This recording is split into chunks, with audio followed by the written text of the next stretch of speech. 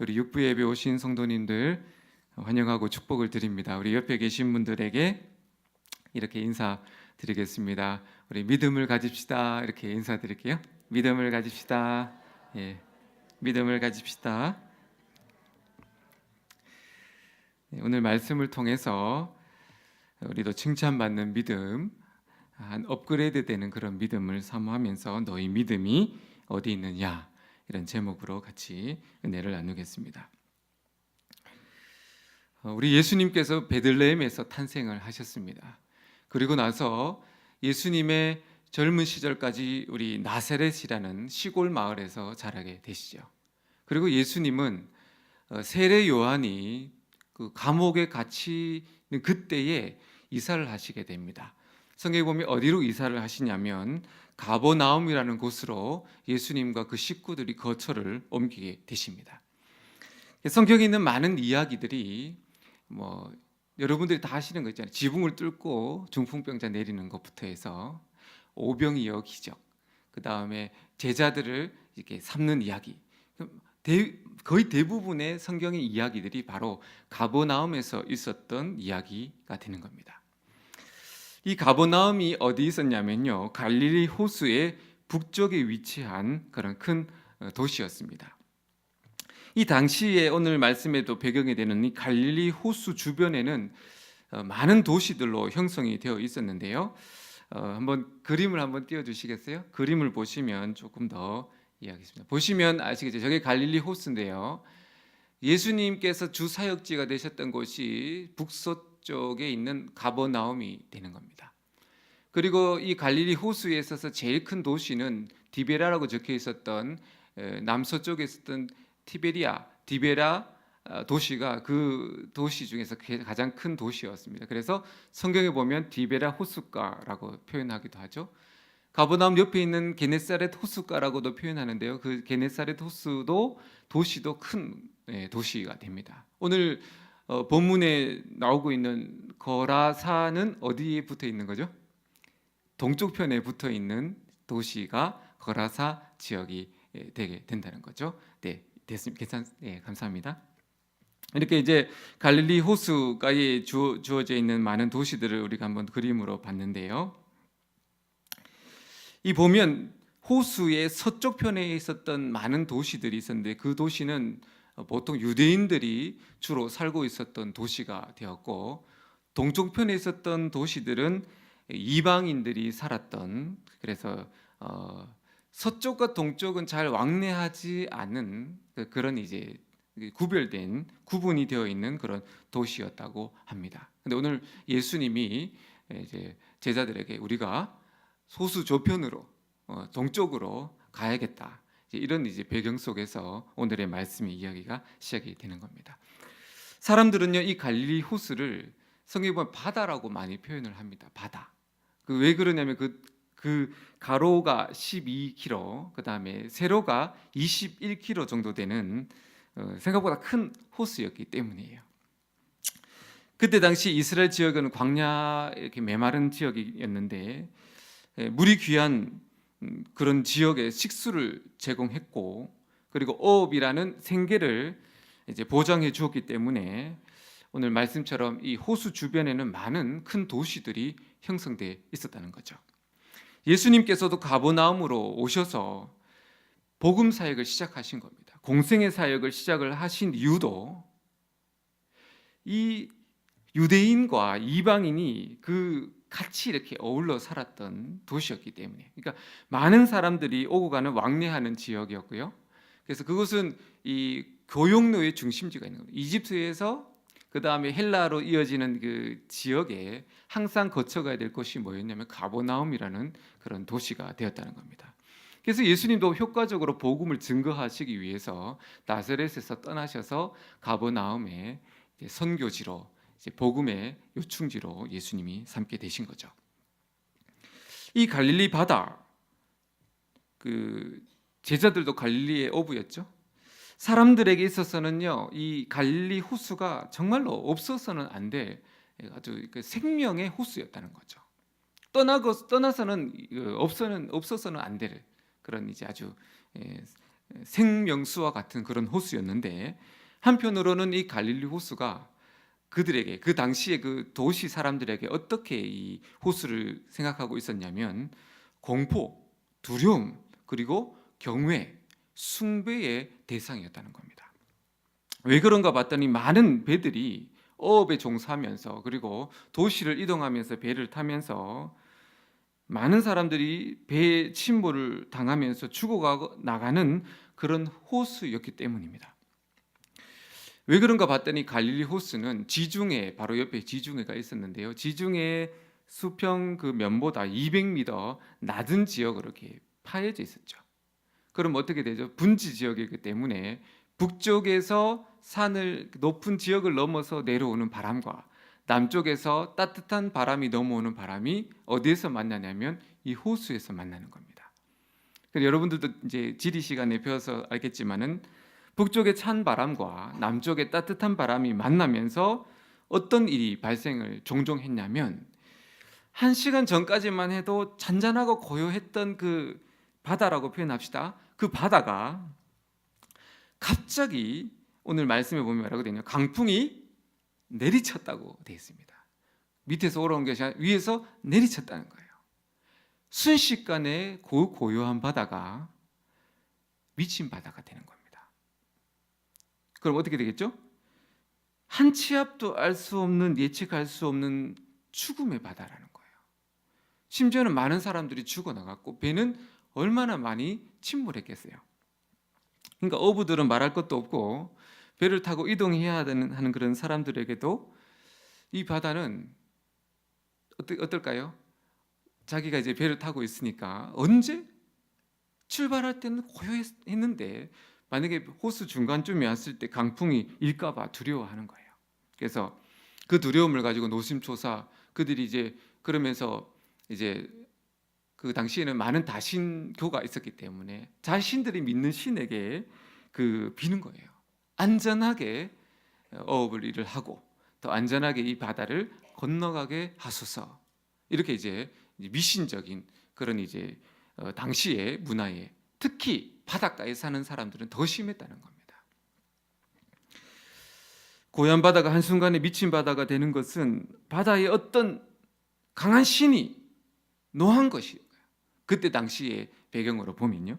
그러니까 어떻게 해야 되죠? 다 바다의 신이 노하지 않기를 이렇게 극진히 모으셔야 되는 겁니다. 우리나라 해변 지역이나 섬 사람들이 어떻게 했냐면 똑같아요. 어부 일을 할 때, 나갈 때, 배를 출항할 때 어떻게 하죠? 우리나라의 그 지역신으로 표현하면 굿을 버리는 겁니다. 굿을 버려요.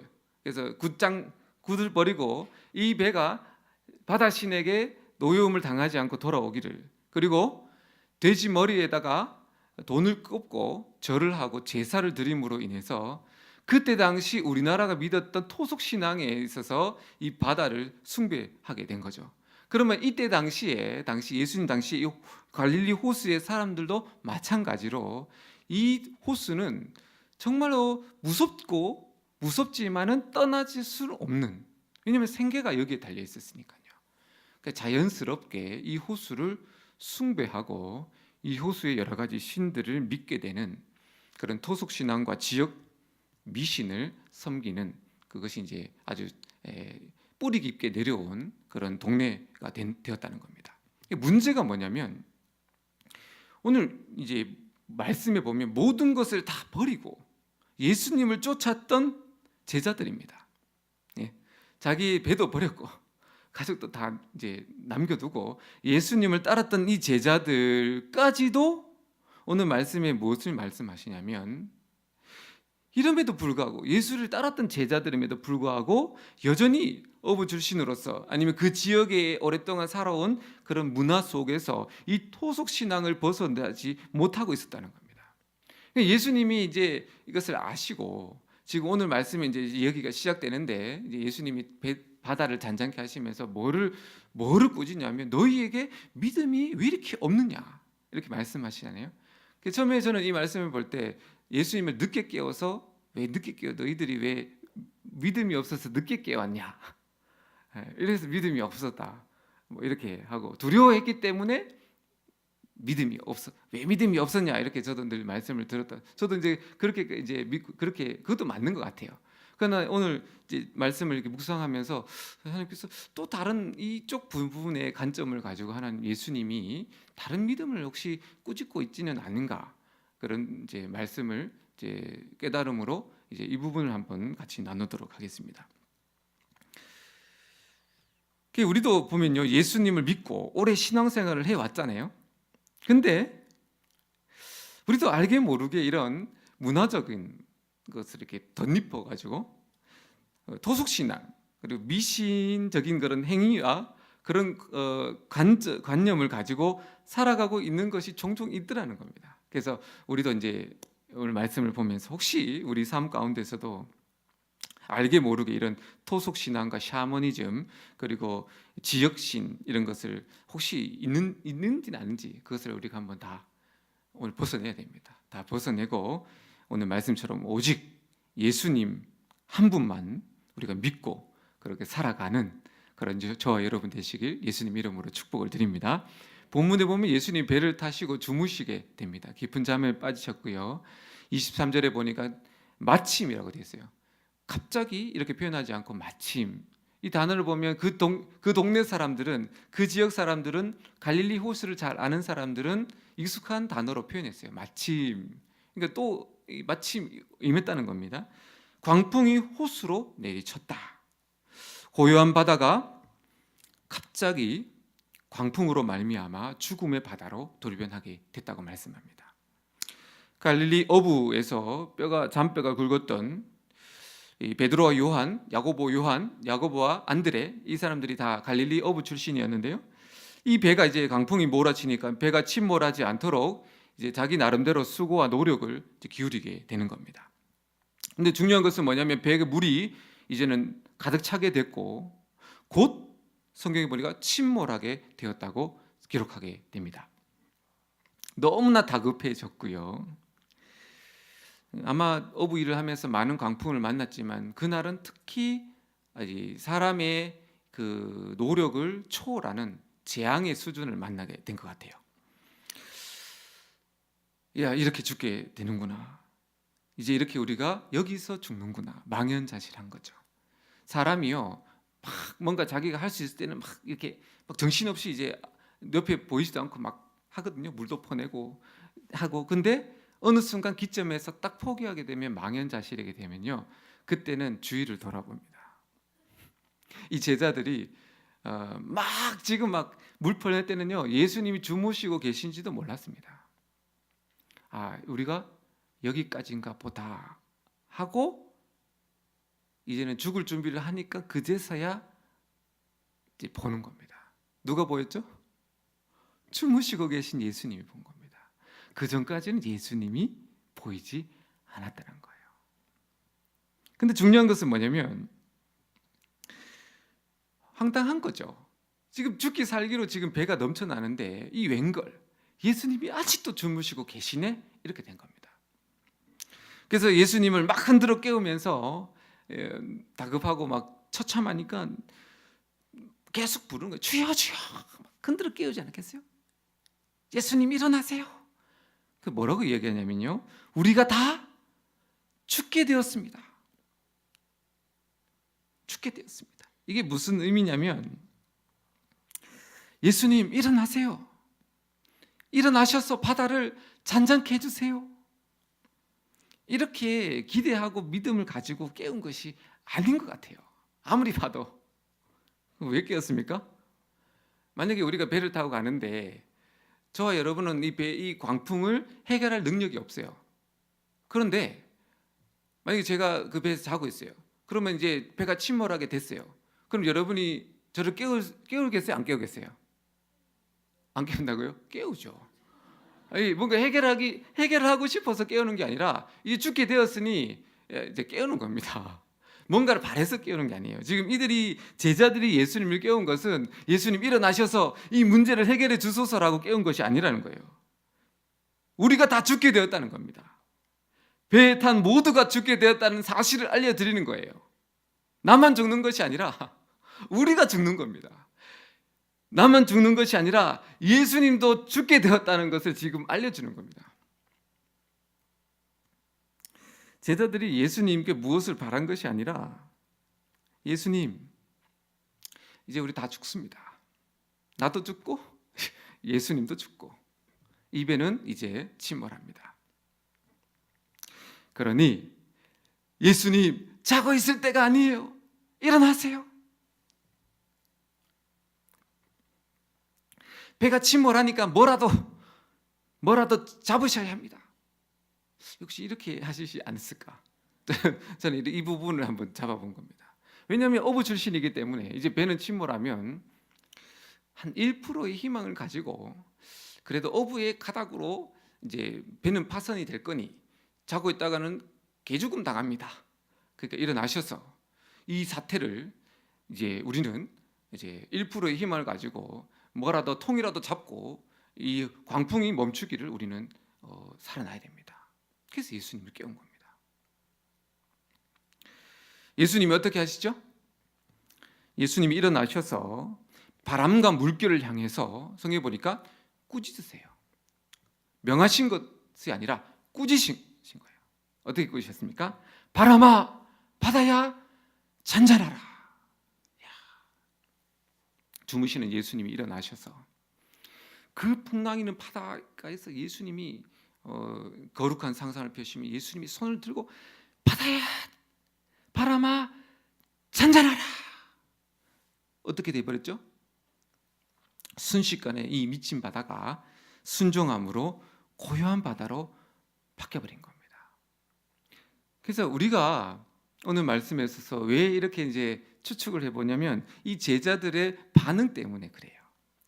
제자들이 이 광경을 보며 너무 기가 막혀가지고 너무 당황했다는 거예요. 자기들도 전혀 예상치 않은 이 사건 속에서 어찌할 바를 알지 못합니다. 그러면서 정말 우리와 함께 타고 있는 이 예수님, 그가 누구이기에 이 바람과 물도 예수님의 말씀 앞에 순종하는요. 기겁을 하는 겁니다. 뭐죠? 전혀 예상하지 못한 지금 광경이 일어났다는 겁니다.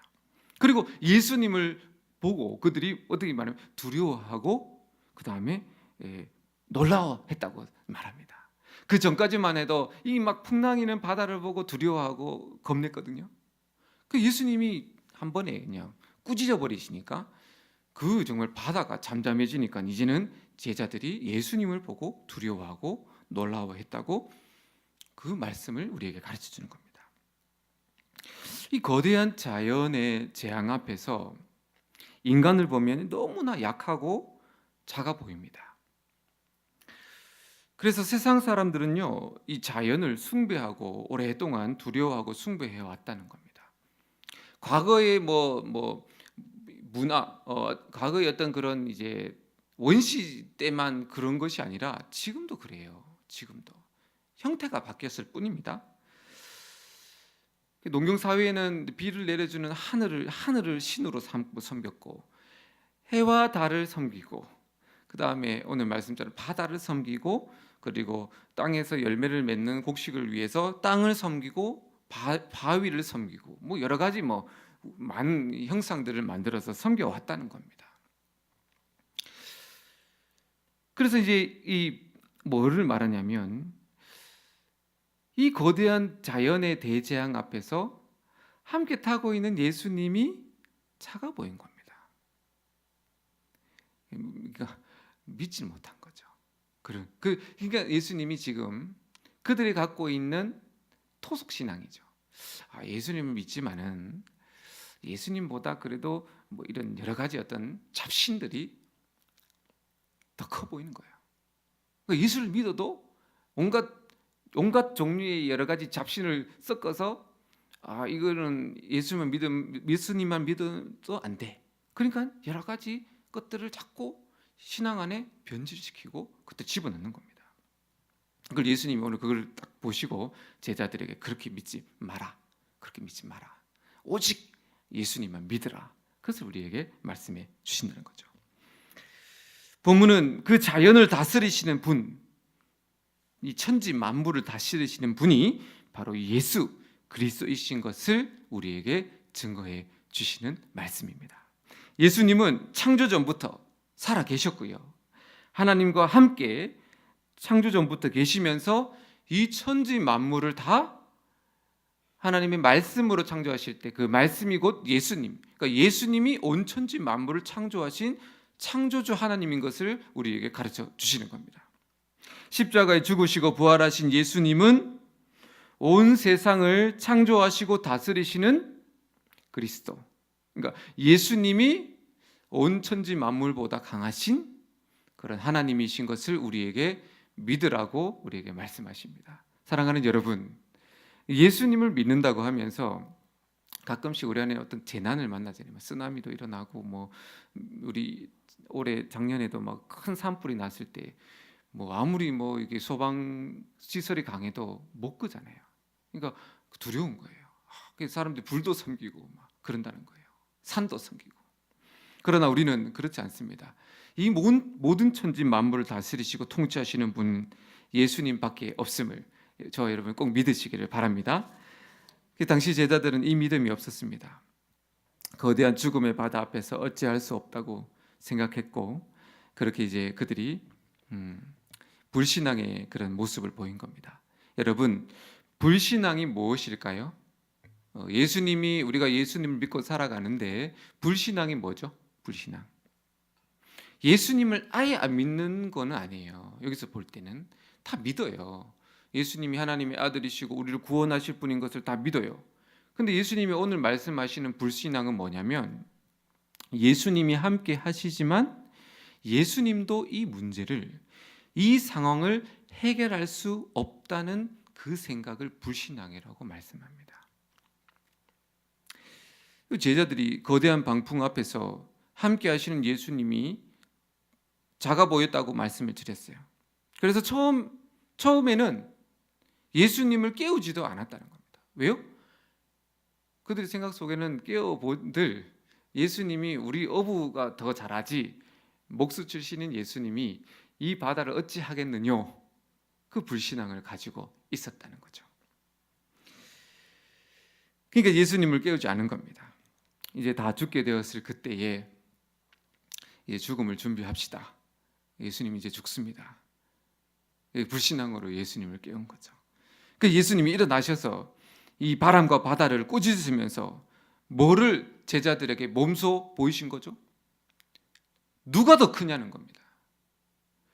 도대체 너희들의 마음속에 있는 그 신, 주는 그리스도시여 살아계신 하나님의 아들이시라는 그 고백 속에 너희들의 마음속에 있는 진짜 큰 신은 누구냐는 거예요.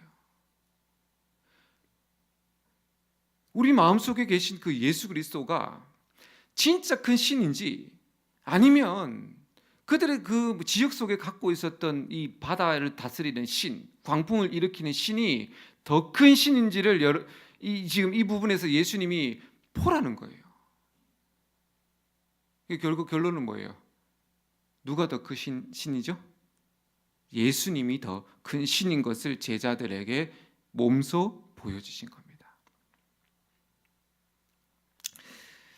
세상이 아무리 크고 아무리 강해 보여도 결국 그 모든 피조세계는요 예수님 발 앞에 무릎 꿇어야 할 그런 피조물인 것을 예수님이 우리에게 가르쳐 주시는 겁니다. 갈릴리 호수는요 인생과도 같아요. 한치의 앞을 알 수 없는 그런 인생의 바다라는 거죠.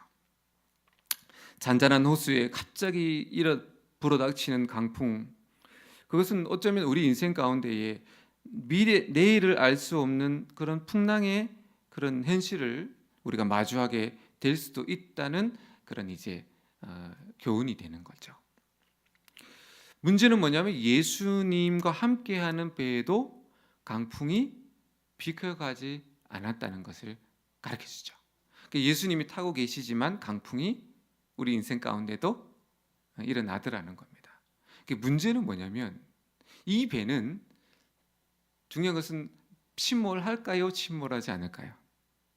강풍은 일 수 있으나 예수님이 타고 계신 그 배는 침몰하지 않는다는 것을 우리에게 말씀해 주신다는 겁니다. 예수님께서 꾸짖으심으로 잔잔케 하셨죠. 다른 말로 하면 우리 인생 가운데서도 예수님 안에 거하며 살아갈 때도 풍랑은 이뤄내는데 그 풍랑의 목적이 있다는 겁니다. 풍랑의 이유는 모를 수는 있어요. 왜 이 풍랑이 나에게 일어나느냐. 그러나 목적은 우리에게 분명하게 말씀해 주십니다. 그 뭐냐?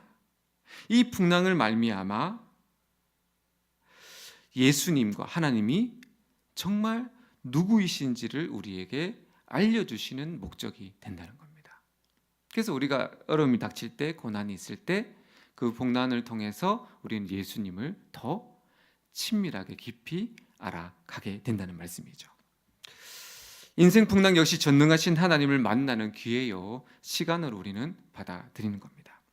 낙심하지 말고, 오늘 본문에 보니까 이 제자들이 예수님을 막 다급하게 이렇게 흔들어 깨우거든요. 막 흔들어 깨우는데 우리는 이제 그 흔들어 깨우는 이 방법은 똑같은데 마음은 달라야 되죠. 어떻게 깨우냐고요? 예수님 일어나셔서 열심히 흔들어 깨우고 기도해서 예수님 이 바다를, 이 풍랑을 하나님 역전시켜 주옵소서. 그래서 다급하게 예수님 막 흔들어 깨우듯이 우리가 열정을 가지고 예수님 앞에 열심히 기도하시기를 바랍니다. 그러면 그 상황이 바로 예수님께서 역전시켜 주실 줄로 믿습니다. 근데 이제 바다가 잠잠해져서 26절에 보니까 거라사 땅에 이르게 됩니다. 근데 한 귀신 들린 한 인물이 이제 등장을 하게 되는데 그는 예수님이 오실 것을 이제 알고 있었어요. 그러니까 이 귀신적인 능력으로 배에서 풍랑이는 것도 알았고 예수님이 그 가버나움 지역에서 배를 타고 건너오시는 것을 귀신의 눈으로 이제 영적으로 이걸 알고 있었던 것 같아요. 예수님이 딱 땅에 발을 딱 무대에 발을 밟자 이 귀신 들린 한 사람이 예수님 발 앞에 엎드려 이렇게 말합니다. 지극히 높으신 하나님의 아들 예수여, 당신이 나와 무슨 상관이 있나이까? 나를 괴롭게 하지 마소서. 이렇게 간청을 해요. 귀신도 예수님께 간청을 하네요. 간청. 그러니까 이제 이 부분을 보면 알겠지만 예수님이 지금 이 동쪽으로 오신 이유도 이 거라사 광인을 예수님이 고쳐주시기 위해서 오신 목적을 이제 우리가 알게 됩니다.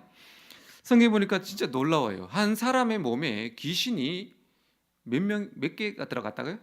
야, 여러분, 한 사람의 몸에 귀신이 2,000명이 들어가야 돼요. 이게 우리 영적 세계에서는 이게 참 이해되지 않아요. 군대 귀신이라고 되어 있는데요. 이 군대 귀신이 한 사람의 몸에 너무 많이 이렇게 역사하니까 힘이 광인이 되어서 이제 쇠사슬도 뭐 종이짝처럼 끊어버리고 초자연적인 초능력이 생겨가지고 막 이렇게 막 사람을 던져버리고 우리 그 드라마에 나오는 일들이 이제 일어났던 것 같습니다. 이제 불쌍하죠. 이 광인이 뭐 참 안타까운 불쌍한 영혼인데, 그러니까 이 귀신 들린 이 군대 귀신 들린 이 사람이 예수님이 오시는 것을 알고 어떻게 하면 예수님이 이 지역으로 오시지 못하게 할까라고 고민하는 그 영적 전쟁이 이제 벌어지게 되는데 그것이 어떤 자연 현상으로 일어나면 광풍으로 일어나게 되는 겁니다. 쫄병 귀신들이나 이제 뭐 이렇게 수가 적을 때는 이렇게 못합니다. 그러나 오늘 말씀 보면 군대 귀신이 2,000명 정도 되는 지역적인 덮고 있는 악한 영들이 성경에 보면 이 광풍을 일으킬 수도 있다는 것을 우리에게 증명하고 있습니다. 물론 모든 자연의 현상들이 마귀의 역사는 아니에요. 그러나 우리가 알아야 할 것은, 지혜롭게 알아야 할 것은 뭐냐면 악한 영들도 그럴 만한 힘이 있다는 것을 아셔야 됩니다. 욥기 보면 마귀가 두루 돌다가 하나님 앞에 나와서 욥이 하나님께 복을 받아서 하나님을 잘 섬깁니다. 그러니까 하나님이 그러면 네 생명은 취하지 말고 네가 한번 시험해 보라 했을 때 어떤 일이 일어나죠? 성경에 보니까 하늘에서 불이 내립니다. 태풍이 일어나요. 그리고 강도떼가 돌입합니다. 막 뒤집어 놨는 거예요. 예. 그런 것들을 볼 때에 그런 어떤 자연 현상이나 어떤 문제들 가운데서도 다 그런 건 아니지만 어떤 상황 속에서는 악한 영들의 역사들도 분명히 있다는 것을 우리는 간과해서는 안 됩니다. 이걸 그냥 무시해 버리면 그냥 눈 감고 두드러 맞게 됩니다. 여러분들이 깨어 있어야 돼요. 그러니까 이제 오늘 말씀해 보면 이 모든 현상들이 갑자기 일어난 광풍들은 군대 귀신의 소홍인 것을 보게 되는 겁니다. 왜 그렇게 해서 우리가 판단하게 되냐면 예수님이 자연 현상을 향해서 꾸짖을 쓸 필요가 없죠. 명하시면 돼요. 바다야 잠잠하라. 그럼 되잖아요. 근데 왜 예수님이 바다와 바람을 향해서 꾸짖으실까요? 야단치셨다는 거예요. 왜죠? 보이지 않는 영적 전쟁이 지금 벌어졌다는 거예요. 바다 한복판에서. 사람들이 이 귀신을 많이 두려워합니다. 여러분 귀신이 두렵습니까? 우리는 안 두렵죠. 조금 두렵습니까? 네. 세상 사람들이 귀신을 두려워합니다. 왜냐하면요, 실제적으로 그냥 뭐 꿈속에서 나타난다든지 뭐 영적으로 뭐 어떤 사람을 해코지하고 뭐 해코지하지 못하고 그냥 위험만 주면 뭐가 두렵겠어요. 세상 사람들이요. 왜 그 귀신을 숭배하고 그 귀신에게 해코지 당하지 않을까 봐 인도 같은 나라 가 보면 또 이런 미개지에 사람 인신 제사를 드리는 거예요. 왜요? 귀신이 그거를 요구하니까. 근데 그것이 불법인 것을 알고 이것이 정말 인도적이지 않은 걸 알면서도 저쪽 동네 이슬람 지역이나 인도 지역, 그다음에 그런 미개한 지역 사람들은 막 사람을 죽여서 그 피를 제단에 뿌리고, 구약 시대 보면 그 아기들요 그 불에 태워서 죽이는데 인간적으로 보면 그 당연히 아닌 걸 알면서도 왜 그렇게 하죠? 무섭기 때문이에요. 그렇게 하지 않으면 이 귀신이 우리 지역을, 우리 가정을, 이 개인을 파멸시키고 죽게 만들까 봐 두렵기 때문에 그런 이상한 핵에 망측한 인신제사도 벌어졌다는 것을 성경에 말하는 거예요. 그러니까 왜 자기 인생 가운데 실제적으로 고통받고 고통을 주지 않고 실제적으로 우리를 공격하지 않으면 뭐가 두려워서 그렇게 하겠어요? 할 수 있다는 거죠. 사람들이, 세상 사람들이 귀신을 두려워합니다.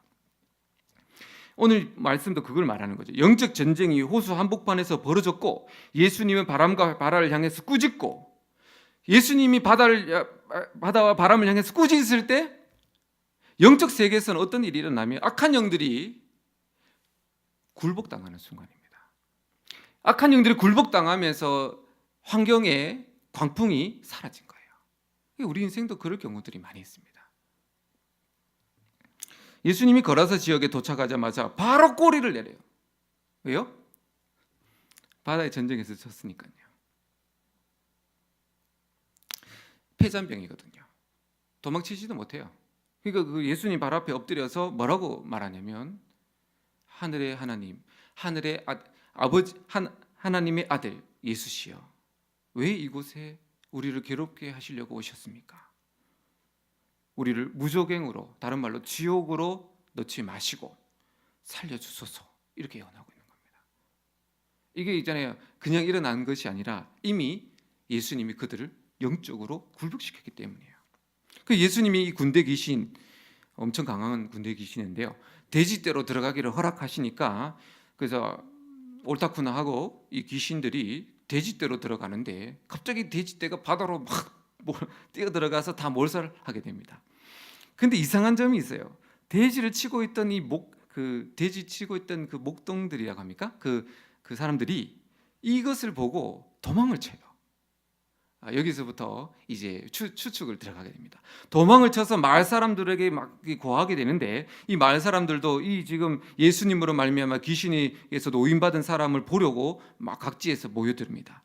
그런데 37절에 보면 거라사인의 땅 근방 모든 백성이 크게 두려워했다. 크게 두려워했다. 그리고 나서 예수님께 떠나가시기를 구했다고 말씀합니다. 이게 처음에 저는 이 말씀을 볼 때 왜 떠나가라고 했을까? 저는 이제 혼자 고민했어요. 왜 떠나가라고 했을까? 이 좋은 일이 일어났는데, 환영해야 되는데 왜 떠나가라고 했을까? 여러분 어떻게 생각하십니까? 이 마을 사람들이 왜 예수님 떠나가라고 했을까요? 마을로 못 들어오겠어요.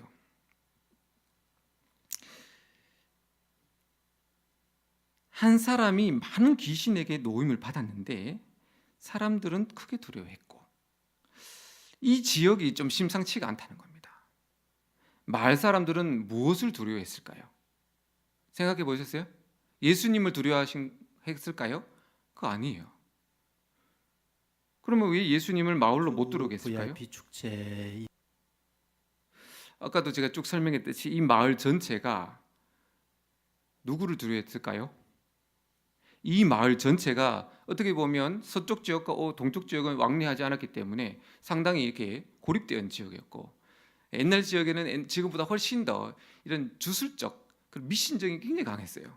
그렇다면 그 관점에서 마을 그 시대적 배경에 봤을 때 이 마을 전체가 지금 악한 영들에게 고통받고 있는 지역인 것을 알려주는 겁니다. 예전에 다니엘 기도회 때 인도 선교사님이 목사님이 중에 막 한 설명할 때 분 그 마을 전체가 박영숙 그분이 이제 읽겠습니다. 자기가 그 인도의 그 신을 제사장이라고 하면서 쭉 설명하는데 뭐라고 하죠? 그 마을 전체가 다 귀신에게 완전히 사로잡혀 있었던 걸 설명해 준 것을 딱 떠올랐어요.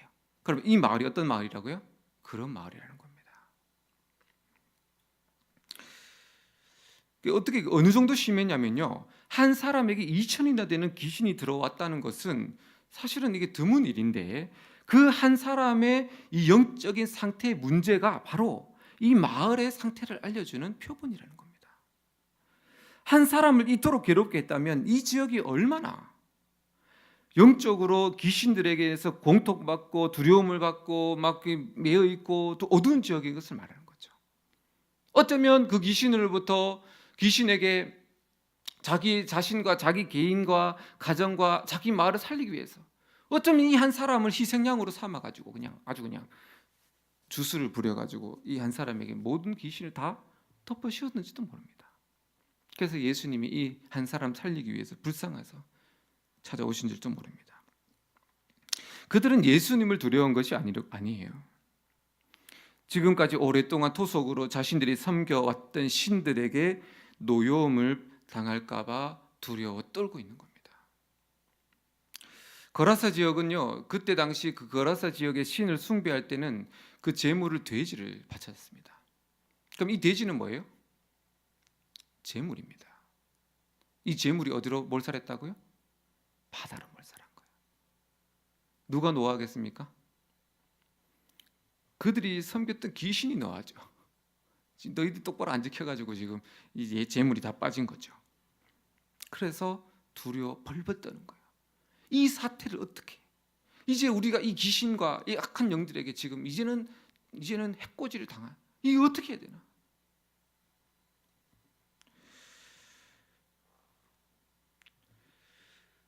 예수님은요, 이런 그 거라사 지역에 참 안타까운 현실에 찾아가셔서 군대 귀신을 발 앞에 꿇었잖아요. 꿇어가지고 막 엎드리고 절하잖아요. 예수님이. 그게 뭐를 보이시는 거예요? 바다에서는 제자들에게 갖고 있는 토속신앙, 바다신이 더 크다는 것을 예수님이 아니야, 내가 더 커, 내가 신 중에 신이야, 제자들에게 가르쳤다면 거라사 지역에 와서는 그 마을 사람들에게 뭐를 가르치는 거예요?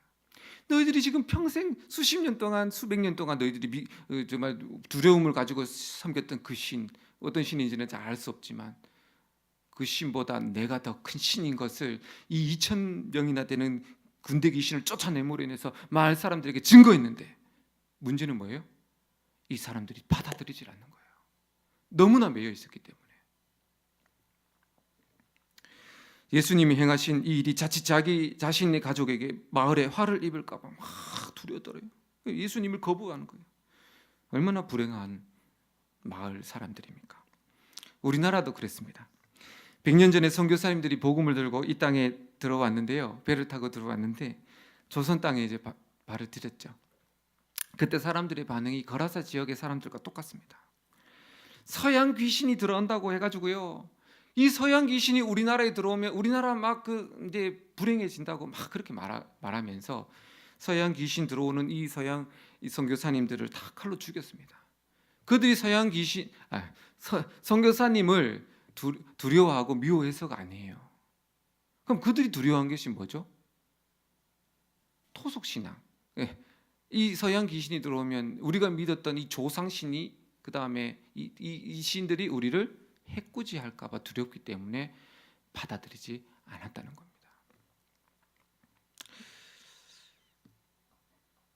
예수님을 믿으며 자신들이 지금까지 섬겨온 신들에게 저주를 받는다고 말했습니다. 100년이 흐른 지금 예수님을 믿는 개인과 가정 어떻게 됐죠? 저주받고 망했습니까? 여러분 가정 그렇게 됐어요? 그때 당시만 해도 다 그렇게 생각했어요. 예수를 믿으면 망한다고 생각했어요. 정반대잖아요. 예수님을 믿을수록 개인과 가정과 가문과 나라는 점점 흥황하게 되고 나라도 흥황하게 되고 평안하게 되고, 그래서 결국에는 막 처음에는 막 그 귀신 지역신이나 신들이 막 또 예수 믿으면 너 그냥 가만 안 두겠어 뭐 이렇게 해가지고 막 위협하지만 누가 참된 신이라는 거예요? 누가 강한 신이라는 거예요? 예수가 강한 신이라는 거예요. 그 두려움을 떨쳐내고 예수님을 믿으면 예수 안에서 예수님이 꾸짖으심으로 우리 지역이나 우리 개인이 막 그냥 오랫동안 그렇게 묶여 있었던 그걸 다 용서해 주시고 우리를 자유케 해 주시고 우리를 평안하고 복되고 건강하고 행복하고 즐겁고 불행하지 않고 두려움 없이 너무나 유익하게 아름답게 살아갈 수 있는 삶이 누려지는 거잖아요. 그러니까 세상 사람들은요, 여러분 전도할 때 막 이렇게 해서도 안 믿고 저렇게 해서도 안 믿고, 그게 뭐 역한 사람들이 믿지 이렇게 말하잖아요. 근데 더 깊이 들어가 보면 두려운 겁니다. 두려운 거예요. 두려워서 그런 겁니다. 그럼 우리가 어떻게 해줘야 돼요? 예수를 믿고 나서 우리가 더 잘되고 더 행복하고 더 즐겁고 더 자유롭고 더 아름답고 더 만족스럽고, 그들의 두려움을 벗겨내는 거예요. 봐라, 예수를 믿어도 너무나 좋다. 그렇게 그들에게 복음을 전하는 겁니다. 모든 세상이 예수님 명령에 굴복합니다. 그걸 우리는 믿는 거예요. 해와 달, 바다와 바람 다 예수님 말씀에 복종했습니다.